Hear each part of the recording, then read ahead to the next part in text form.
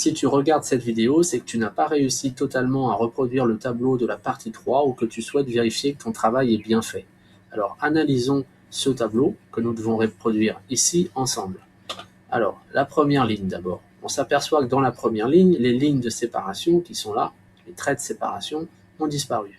Il s'agit donc de cellules qui ont été fusionnées. Alors, je te rappelle que pour fusionner des cellules, tu commences par les sélectionner.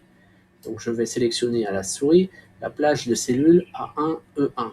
Ensuite, tu repères l'icône fusionnée qui se trouve ici. Tu cliques dessus.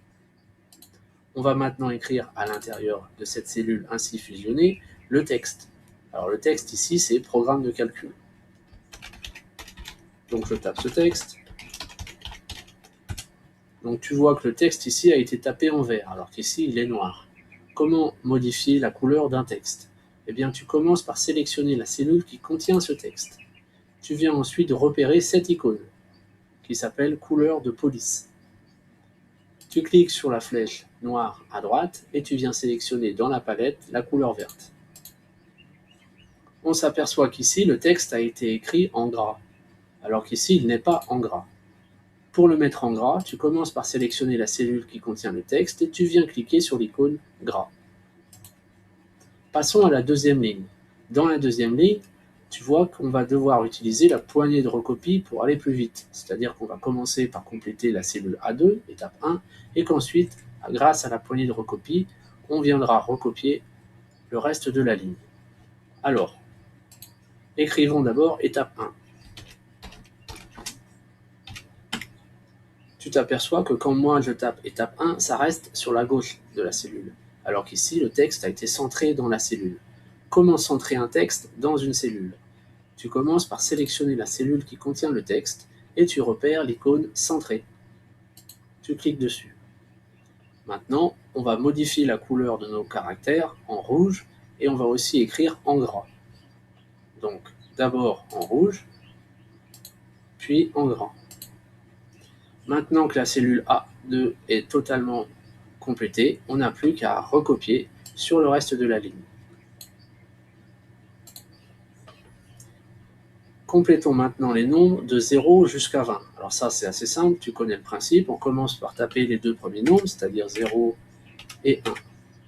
Donc ici, les nombres viennent se placer à droite. Moi, j'aimerais qu'ils se placent au centre. Donc, je vais tout simplement sélectionner ces deux cellules et venir cliquer sur l'icône centrée. Je veux également qu'il soit écrit en gras et en bleu. Donc je sélectionne l'icône gras et je viens modifier la couleur de la police en bleu.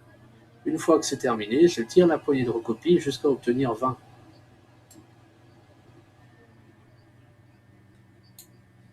Voilà. Que me reste-t-il à faire? Eh bien, il me reste à alterner une ligne sur deux en gris. Gris, blanc, etc. Ben, ça aussi, ça va se faire avec la poignée de recopie. Je vais commencer par sélectionner cette ligne et je vais modifier l'arrière-plan en gris. Donc pour modifier l'arrière-plan, tu viens sur l'icône arrière-plan et on vient sélectionner la couleur grise. Alors là, c'est peut-être un peu plus gris que sur l'exemple, donc on va prendre un peu moins gris, on va prendre ceci. Voilà. Ensuite, je viens recopier ces deux lignes à l'aide de la poignée de recopie. Et je tire. Que me reste-t-il à faire? Il me reste à faire le quadrillage. Alors, pour faire le quadrillage, comment faire? Ben, c'est simple. Tu viens cliquer, tu viens sélectionner tout le tableau et tu viens sur l'icône ici, bordure. Et on veut faire un tableau avec des bordures partout, c'est-à-dire on veut sélectionner cette icône. Voilà. Il nous reste enfin à ne plus afficher les petites grilles ailleurs. Alors pour ne plus afficher le petit quadrillage qui se trouve à l'extérieur du tableau, on vient cliquer sur affichage, puis sur ligne de la grille de la feuille active. Et voilà, cette vidéo est terminée.